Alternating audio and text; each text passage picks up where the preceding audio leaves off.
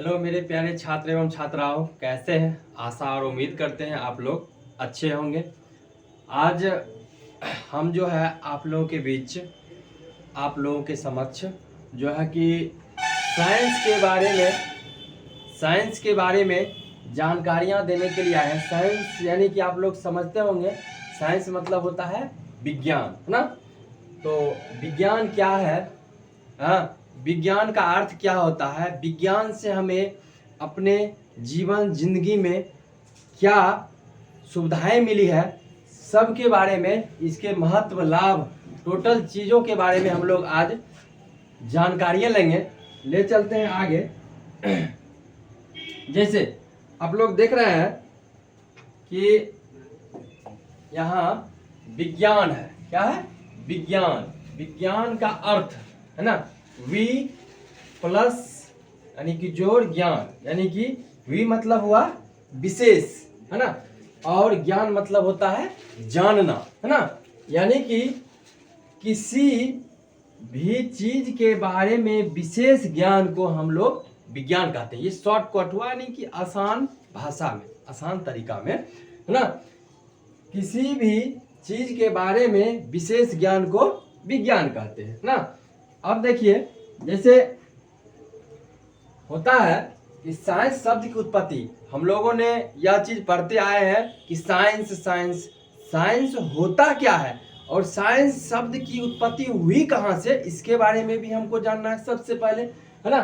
Science, है ना, science शब्द की उत्पत्ति, है ना।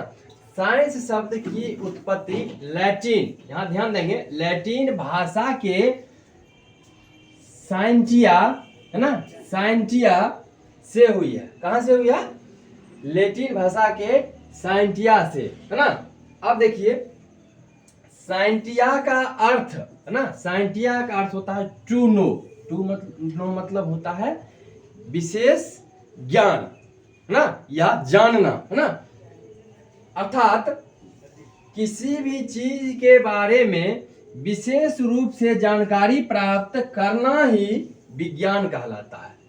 हाँ मेरे प्यारे छात्र एवं छात्राओं, ध्यान देंगे, किसी भी चीज के बारे में विशेष रूप से जानकारियां प्राप्त करना ही विज्ञान कहलाता है ना।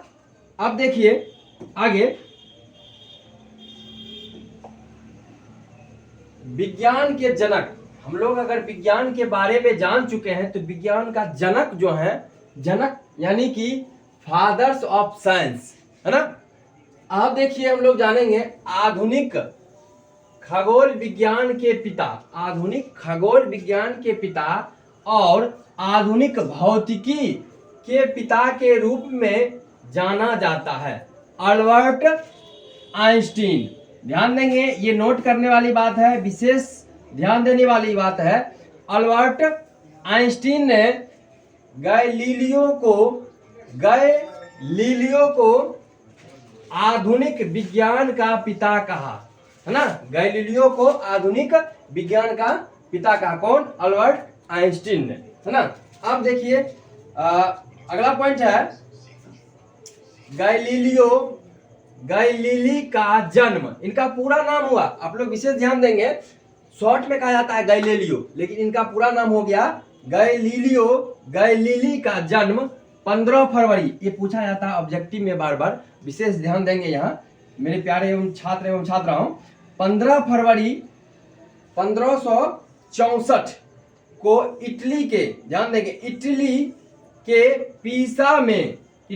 पीसा में हुआ था, है ना। इनका जन्म 15 फरवरी 1564 को इटली के पीसा में हुआ था, है ना। अब देखिए यहाँ ध्यान देंगे, ये हुए गैलीलियो, है ना। यहाँ ध्यान देंगे, चित्र के माध्यम से आप देख सकते हैं, डिजिटल बोर्ड पर साफ साफ दिख रहा होगा आप लोगों के बीच, ये हो गए हमारे गैलीलियो साहब। आगे चलते हैं।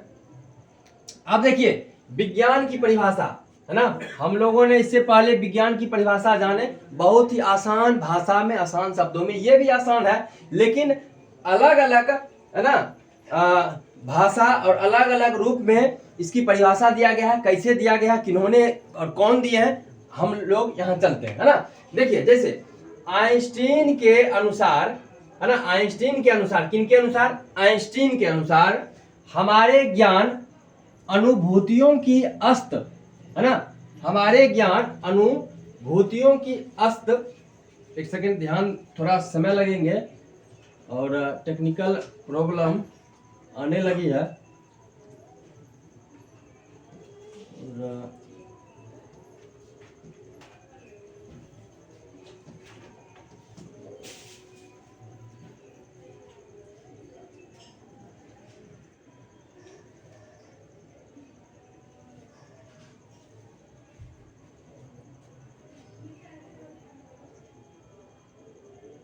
हाँ, अब आ गए हम लोग अपने पॉइंट पर, है ना। अब देखिए यहाँ जो है हमारे ज्ञान अनुभूतियों की अस्त व्यस्त है विभिन्नता, हाँ, विभिन्नताओं को तर्कपूर्ण, तर्क होना चाहिए किसी भी परिभाषा या किसी भी चीज को बताने या बोलने के लिए, उनमें तर्क होना चाहिए, है ना। हाँ, तर्क एक रूप प्रणाली बनाने के प्रयत्न को विज्ञान कहा जाता है, सॉरी, विज्ञान कहा जाता है ना। ये जो है ना, हमारे आइंस्टीन के अनुसार इस चीज को रखा गया है ना। आगे हम लोग ध्यान देंगे हक्सले के अनुसार, किनके अनुसार? हक्सले के अनुसार, है ना, ध्यान देंगे कि इन्होंने क्या तर्क दिए हैं, है ना। मैं तर्क तथा परमाणु पर आधारित ज्ञान को विज्ञान मानता हूं, है ना।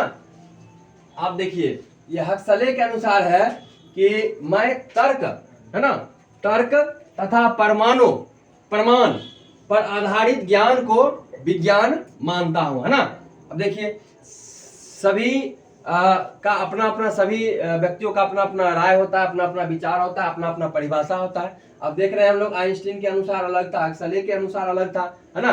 तो सबका अपना अपना अलग अलग तर्क था, अपना अपना परिभाषा था। अब देखिए हम लोग लिखने के लिए या परिभाषित करने के लिए हम लोग जो परिभाषा बनाए हैं इस पर ध्यान देंगे। जैसे साइंस, आप लोग जानते होंगे साइंस मीन्स विज्ञान, साइंस मीन्स विज्ञान, है ना। अब देखिए सावधानी पूर्वक और क्रमबद्ध तरीके से किए गए, है ना, प्रयोगों, साइंस है तो प्रयोग करना ही होगा, है ना बाबू। प्रयोगों और परीक्षणों, प्रयोग और परीक्षण दोनों होगा। साइंस मीन्स प्रयोग और परीक्षण, साइंस में होता ही है, प्रयोग भी होता है और परीक्षण भी होता है ना। प्रयोगों और परीक्षणों द्वारा प्राप्त ज्ञान को ही विज्ञान कहते हैं, प्राप्त ज्ञान को ही विज्ञान कहते हैं, है ना। हम लोग जानेंगे सावधानी पूर्वक और क्रमबद्ध तरीके से किए गए प्रयोगों और परीक्षणों द्वारा प्राप्त ज्ञान को विज्ञान कहते हैं। अब चलते हैं आगे। देखिए उदाहरण में हम लोग ले लेते हैं, उदाहरण समझते हैं, एग्जाम्पल जिसको कहा जाता है। अब देखिए कि होता क्या है, ये सब विज्ञान का ही तर्क है। देखिए जैसे होता है दिन के बाद रात का होना, दिन के बाद रात का होना, ये सब वैज्ञानिक सोच है, वैज्ञानिक कारण है ना। बारिश का आना, ये सब वैज्ञानिक कारण है। जैसे बिजली का चमकना, भूकंप का आना, है ना। अब देखिए दिन के बाद रात का होना, है ना।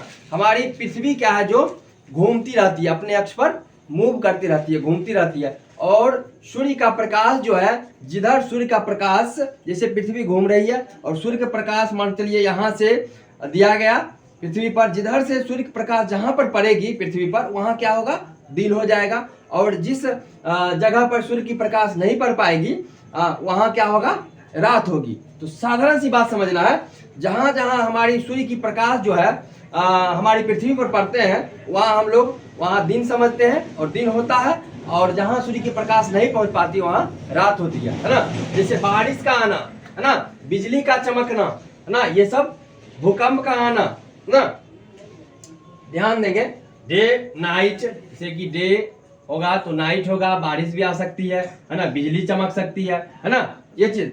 अब देखिए होता क्या है, नोट में हम दे चुके हैं कि किसी घटना के घटित होने के कारणों की खोज ने विज्ञान को जन्म दिया, है ना। कोई भी घटना हो, यानी कि हम यहाँ अभी तुरंत चर्चा की है, जैसे कि दिन हुआ तो रात होगी, है ना, बिजली भी चमकेगी, बारिश भी होगी। वही तर्क पर हम लोगों ने यहाँ लिखा है, किसी भी घटना के घटित होने के कारणों की खोज ने विज्ञान का को जन्म दिया, है ना, विज्ञान का जन्म देगा। कहा जाता है जब भी जरूरत पड़ती है तब लोग नया आविष्कार करते हैं, है ना, आवश्यकता ही आविष्कार की जननी है ना। जब आवश्यकता हमें पड़ गई तो हमने आविष्कार किया, है ना। अब देखिए विज्ञान के महत्व एवं लाभ, है ना, विज्ञान है हमारे बीच, विज्ञान आए हैं तो हमारे बीच महत्व क्या है, इससे हमें लाभ क्या हुई है, इसके बारे में भी जाननी है ना। अब देखिए विज्ञान के आने से क्या हुआ, चिकित्सा के क्षेत्र में प्रगति। अब देखिए पहले क्या हुआ करते थे, मेडिकल क्षेत्र में वर्षों लग जाते थे किसी भी बीमारी को पता करने में। अब क्या हुआ, विज्ञान के आने से चिकित्सा क्षेत्र में बहुत आसानी हो गई। कोई भी बीमारी हो उसको इतना टेक्नोलॉजी अब आ गया है कि आप बहुत ही कम समय में बीमारी को हम पकड़ सकते हैं। हमारे डॉक्टर साहब पकड़ लेते हैं और उसको आसानी पूर्वक इलाज कर लेते हैं बहुत ही कम समय में, है ना। अब देखिए कृषि के क्षेत्र में विकास। अब देखिए पहले हमारे पूर्वज क्या करते थे कि हमें खेती करना होता था, बैल के सहारे हल जोता करते थे, है ना, और उसमें क्या लगता था, समय ज्यादा लग जाती थी, है ना। समय ज्यादा लगने के कारण फसल विलंब होती थी, है ना। तो क्या होता है, अब क्या हुआ, कृषि के क्षेत्र में भी ज्यादा विकास हो गई है। आप देखिए ट्रैक्टर आ गई है, छोटा हो बड़ा हो ट्रैक्टर हो गया, है ना। अब आसान तरीका से मतलब खेती कर लेते हैं, थ्रेसर आ गई, बहुत आसान तरीका से हम लोग दौनी वगैरह कर लेते हैं, चाहे मकई का हो चाहे गेहूं हो धान हो, सबका आसान तरीका से हम लोग उपज कर लेते हैं और आसान तरीका से खेती कृषि में कर लेते हैं आसानी से। अब देखिए औद्योगिक का विकास में तीव्रता। अब औद्योगिक जो है यानी कि उद्योग के क्षेत्र, उसमें भी विकास आई है। पहले क्या हुआ करता था उद्योग में कि मजदूर से काम कराया था, अब ऐसे ऐसे उपकरण आ गए हैं, ऐसे ऐसे मशीनें आ गए हैं कि कोई भी सामान को अगर बनाने के लिए अगर मशीन लग जाए तो वो कम समय में अब इस सामान को बना करके तुरंत दे देती है, यानी कि बहुत कम समय में। कार्य क्षमता में वृद्धि। अब देखिए कार्य क्षमता कहने का मतलब हो गया, पहले क्या करते थे कि कोई अगर ट्रैक्टर को मिट्टी से भरना हुआ करता था तो हम क्या करते थे, 2-4 मजदूर लगाते थे और मजदूर उसे कुदाल से काट करके ट्रैक्टर को भरा करते थे। उसमें क्या होता, समय लग जाता था। लेकिन अब क्या है, जेसीबी लगाइए और जेसीबी से 1 या 2 बकेट 3 बकेट में तुरंत ट्रैक्टर भर के आगे बढ़ते चले, यानी कि काम में भी और थोड़ा तीव्रता आ गई है, कार्य की क्षमता में वृद्धि हुई है ना। यातायात एवं संचार के लिए साधनों का विकास हुआ है। यातायात में भी पहले लोग पैदल या साइकिल से चला करते थे, मीलों कोसों दूर जाते थे, समय लग जाती थी। अब क्या है, गाड़ी हो गई है, ट्रेन सुविधा हो गई, बहुत सारी सुविधाएं हो गए हैं, उससे आसान होती है चलने में जाने में, परेशानी कम होती है। या संचार ले लीजिए, पहले तार होती थी यानी कि लेटर पत्र ये सब के माध्यम से सूचनाएं पहुंचती थी। आज अगर लेटर लिख करके दिया गया तो 2-4 दिन या लग जाए या 15 दिन लगे, 1 महीना लग जाए, कहा नहीं जा सकता था। आपके घर पर तार पहुंचे यानी कि आप लेटर पहुंचेगा तब आपका सूचना को पढ़ा जाता। अब क्या है, अब संचार हो गई है, आज अभी यहाँ से फोन किया हाय हेलो हो गया तुरंत, बाकी बात। आप लोग इसे समझते होंगे, ज्यादा मोबाइल का यूज करते हैं बच्चे लोग, है ना। अब देखिए अंतरिक्ष का ज्ञान। अंतरिक्ष आज के समय में देख रहे हैं, कह रहे हैं चंद्रयान 1, 2 कहां से कहां चला गया, ये सब क्या है, वैज्ञानिक का ही, विज्ञान का ही देन है। शक्ति के संसाधनों का विकास, है ना। शिक्षा के क्षेत्र में क्रांति। शिक्षा के क्षेत्र में तो MS लोनिका टीचिंग इंस्टीट्यूट भी ला रही है आप लोगों के लिए, है ना। तो आप लोग इसमें जुड़े रहिए। देखिए शिक्षा के क्षेत्र में क्रांति कैसे हुआ कि पहले क्या हुआ करते थे, यहाँ हो या कहीं भी हो, पहले क्या करते थे लोग, व्हाइट बोर्ड पर लिखा करते थे, बच्चे लोग उब जाते थे। अब डिजिटल बोर्ड आ गई है तो क्या हुआ, बहुत आसान तरीका से अब समझने में भी, चित्र के माध्यम से हो या लिखने में, समझने में, देखने में बड़ा स्मार्ट लगता है। बच्चा भी स्मार्ट, डिजिटल बोर्ड तो स्मार्ट है ही, है ना। आगे चलते हैं बाबू, बस समझते चलिए, है ना। हम हैं आपके बीच नया नया चीज परोसने के लिए। जब हम परोस रहे हैं तो आप लोग उसको चबाते चलिए, खींचते चलिए, है ना।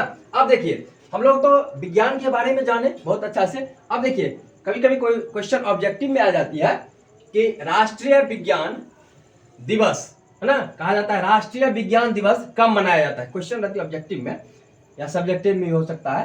तो 28 फरवरी को कब मनाया जाता है, 28 फरवरी को मनाया जाता है ना। इसे आप नेशनल साइंस डे भी कहा जा सकते हैं, नेशनल साइंस डे भी कह सकते हैं, है ना। चलते हैं आगे। अब देखिए हम लोग जानेंगे साइंस पढ़े यानी विज्ञान। अब विज्ञान के पार्ट हैं, पार्ट मतलब होता है क्या, प्रकार, है ना। अब देखिए पार्ट ऑफ साइंस यानी कि विज्ञान की प्रकार, है ना। साइंस यानी विज्ञान। अब देखिए विज्ञान के 3 प्रकार हैं। कितने प्रकार, 3 प्रकार। एक हो गया फिजिक्स, दूसरा केमिस्ट्री और तीसरा बायोलॉजी, है ना। अब देखिए हम लोग इसको क्रमबद्ध तरीके से पढ़ेंगे, एक एक करके बहुत अच्छी ढंग से पढ़ेंगे, इतना अच्छी ढंग से पढ़ेंगे कि क्लास में भी याद करा दिया जाएगा। आपको घर पर जाकर के रखने की कोई जरूरत नहीं है। फुल्ली विश्वास रखिए MS लोनिका टीचिंग इंस्टीट्यूट पर, है ना। आपको आराम से वीडियो के माध्यम से बस आप देख करके और सुन करके इतना अच्छा से तैयारी कर लीजिएगा घर बैठे कि आपको कहीं जाने की जरूरत नहीं है, कहीं भटकना नहीं है, कहीं नहीं, है ना। अब देखिए साइंस 3 प्रकार के होते हैं, जैसे फिजिक्स, केमिस्ट्री, बायोलॉजी, है ना। अब देखिए साइंस मतलब विज्ञान समझते हैं आप लोग। अब देखिए फिजिक्स जो हो गया, फिजिक्स यानी कि भौतिकी विज्ञान, केमिस्ट्री यानी कि रसायन विज्ञान या रसायन शास्त्र, है ना। बायोलॉजी यानी कि जीव विज्ञान। विज्ञान 3 प्रकार के होते हैं, फिजिक्स, केमिस्ट्री, बायोलॉजी, है ना। अब देखिए सभी MS लोनिका टीचिंग इंस्टीट्यूट में सभी विषय के एक्सपर्ट टीचर हैं, आपको पता ही होगा, है ना। आप लोग देखते हैं चैनल पर, तो सभी टीचर जो है एक्सपर्ट हैं, सब अपने अपने विषय के एक्सपर्ट हैं और सभी टीचर अलग अलग ढंग से पढ़ाते हैं। मान चलिए ये भौतिकी के टीचर जो हैं अपना भौतिकी पढ़ाते हैं, केमिस्ट्री के टीचर हैं केमिस्ट्री पढ़ाते हैं, और आगे जो बायोलॉजी जो हम लेकर के आएंगे अगले क्लास में, नेक्स्ट क्लास में बायोलॉजी के बारे में जानेंगे, यानी कि जीव विज्ञान। जीव विज्ञान किसे कहते हैं, जीव विज्ञान के जन्मदाता कौन है ना। ये आगे जाकर के कितने पार्ट में बट जाते हैं, टोटल चीज हम जानकारी लेंगे और जानेंगे, है ना। आप लोग इसी तरह इसमें जुड़े रहें और जो भी परेशानी होगी MS लोनिका टीचिंग इंस्टीट्यूट आपकी परेशानी दूर करेगी। बस आप लोग इसी तरह जुड़े रहिए और जो भी बच्चे आपके आसपास जो तैयारी कर रहे होंगे उनको कहिए और सलाह मुशावरा दीजिए कि आप वहाँ जुड़िए और जुड़ करके अच्छा से अच्छा फायदा उठाइए, शिक्षण कार्य कीजिए। जो भी बच्चे लाइक कमेंट सब्सक्राइब नहीं किए हैं कर लीजिए, अपने आसपास जो भी बच्चे उनको भी बोलिए और हंसते रहिए, मुस्कुराते रहिए और मिलते हैं अगले नेक्स्ट वीडियो में। बहुत बहुत धन्यवाद।